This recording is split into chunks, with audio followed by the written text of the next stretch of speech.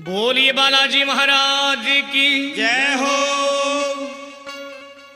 कौन के बालाजी महाराज का बेटा भयंकर एक्सीडेंट हो जाता है और मेडिकल में बेड के ऊपर पड़ा पड़ा अपनी हालत देखकर अपने बालाजी महाराज को, अपने मालिक को याद करता है कि ये बाबा